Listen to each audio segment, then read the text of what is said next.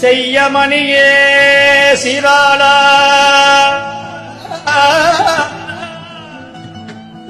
செய்யமணியே சீராளா சிவனடியார் உடன் முன்ன அழைக்கின்றார். சிவனடியார் உன்ன அழைக்கின்றார். வாராய் என் கண்மணியே, வாராய் என் கண்மணியே. சிறுத்தொண்டால் அழைக்கிறார். சீராளா சீராளா.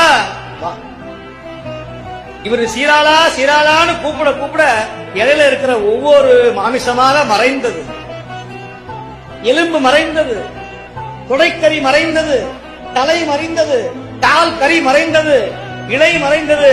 வந்திருக்கிற காபாரி மறைந்தான். குழந்தை 5 வயசு குழந்தை முழு குழந்தையாக ஓடி வந்தது அந்த தூரத்தில்.